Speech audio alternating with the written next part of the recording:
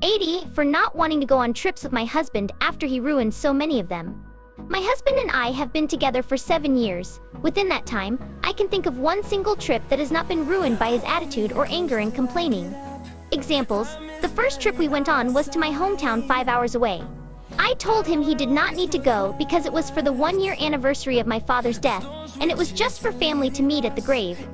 He wanted to go, I did not mind him going, was happy to have him. Before we even left, he started complaining how long of a drive it was, asking me why I needed to do my hair to drive there. Why I packed so much, we have too much stuff in the car, so on. He did not want the radio on because it stressed him out or something. But he kept turning it off, so we would sit there for the whole trip in silence. He was so mad about traffic that I did not want to talk. I felt like I would be in trouble if I did. That's pathetic, I know, but that's how it felt. We get there and he's mad about us not having a set-in-stone plan of where to eat. He's mad about some inappropriate comments my brother made, which I get, but he handled it so poorly he just sat at the lunch table silent and staring into the wall the entire time. Would not say a word. He goes back to the hotel and I want to spend time with my siblings. My son is at my brother's house with his cousins. It is about 9 of them and my husband calls me yelling at me asking when I am coming back and when I am picking up my son. It sounded like I was his child and being punished. I was so embarrassed and tried to hide what just happened from my family. I was supposed to pick up my son, but my husband was so mad that I did not want my son around him. So I went back to the hotel and my husband ignores me until I make him talk to me. Then he yells at me about how awful my family is for saying what they did. My brother said something about sex where my son could hear it. He was talked to about it later and said he was sorry and would not do it again. My husband handled it so poorly. He took it all out on me. What happened did not warrant this response. Then he tells me that he will now be in charge of my son's eating and discipline.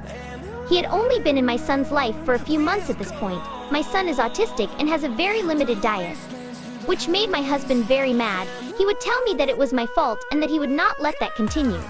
He said that I was not to usurp his authority over my son. I cried myself to sleep. The drive home the next day, he reminded me that he was serious about what he said. Then we sat in silence with the radio off and him getting mad at me when I did not give him directions when he needed them. We went to a state park not too long after that. My son was 9. He had fun the first half of the visit, but it was a lot of walking on a very hot day and he was tired and wanted to leave.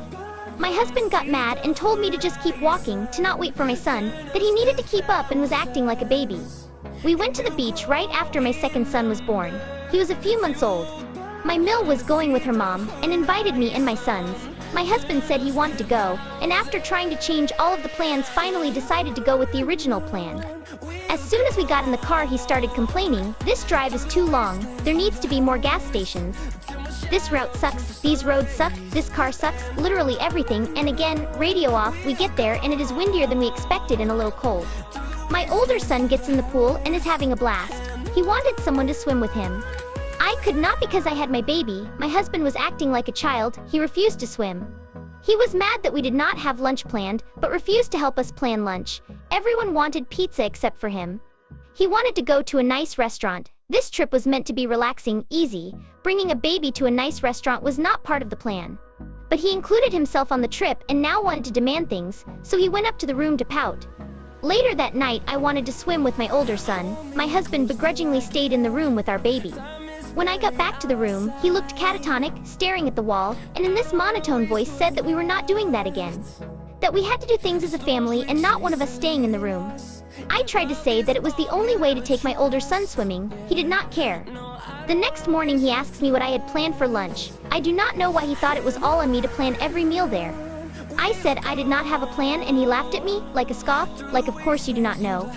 The drive home was just as bad, silence except for complaining. There have been many others, but those are the first to come to mind.